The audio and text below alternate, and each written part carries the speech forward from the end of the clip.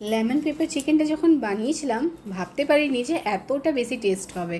সত্যি দারুণ হয়েছিল, বানিয়ে যা মনে আনন্দ হচ্ছিল যে কি বলবো। এটা কিভাবে বানিয়েছিলাম চলো দেখাই। এখানে নিয়েছিলাম আধা কেজি চিকেন, এটার মধ্যে দিয়েছিলাম দই, লেবুর রস, আদা লঙ্কা আর রসুন বাটা আর গোলমরিচ গুঁড়ো একটু বেশি করে দিয়েছিলাম, স্বাদ মতো নুন দিয়ে নিয়ে এটাকে ভালো করে ম্যারিনেট করে নিয়েছিলাম। এটাকে ম্যারিনেট করে নিয়ে কিছুক্ষণ রেখে দিতে হবে, প্রায় 1 থেকে 1.5 ঘন্টার মতন। তারপরেতে এখানেতে ফ্রাই প্যানে তেল গরম করে ওই ম্যারিনেট করাটার থেকে চিকেনগুলোকে উঠিয়ে নিয়ে ভালো করে ফ্রাই করে নিতে হবে।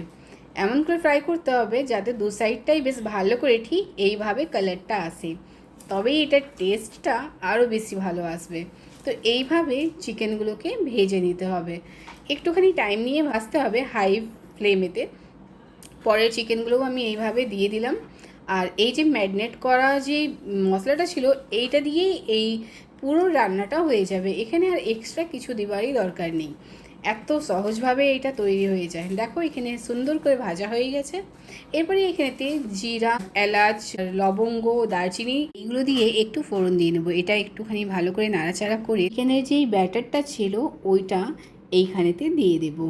এটাকে দিয়ে নিয়ে অল্প একটু পাত্রটা ধুয়ে নিয়ে জলটাও দিয়ে দেবো। এখানে আর এক্সট্রা করে কোনো মশলা দেবার দরকার নেই আর জলও দেবার দরকার নেই, এই মশলাটাতেই দারুণ খেতে হবে। এরপরে এইখানেতে যে চিকেনটা ছিল সেই চিকেনটাকে এখানেতে দিয়ে দেব। চিকেনটাকে দিয়ে নিয়ে ভালো করে এটাকে মিক্স করে নেব। তোমরা যদি আমার এই রেসিপিটা বানাও তাহলে অবশ্যই একবার কমেন্ট করে নিয়ে জানাবে। এরপরে এটাকে ঢাকা দিয়ে 10 থেকে 15 মিনিট ভালো করে রান্না করে নেব।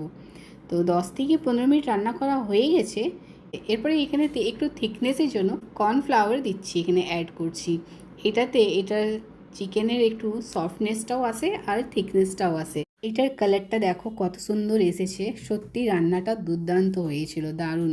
একবার বানিয়ে অবশ্যই ট্রাই করো আর আমাকে জানিও প্লিজ। দেখো এটা হয়ে এসছে। এরপরেতে এখানেতে লেমনের স্লাইসগুলো দিব আর 1 চামচের মতন ব্ল্যাক পেপার দিব, দিয়ে নিয়ে ভালো করে এটাকে একটু মিক্স করে নেব।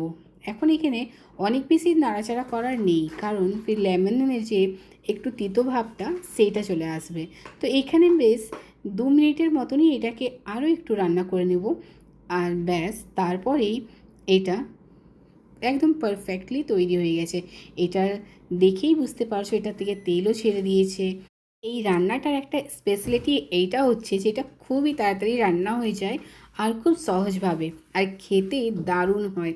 জাস্ট আমি বলে বোঝাতে পারবো না। দেখো চিকেনটা কীরমভাবে সিদ্ধ হয়েছে আর মশলা তো পুরোটাতে ভালোভাবে ঢুকেছে, জাস্ট ওয়াও।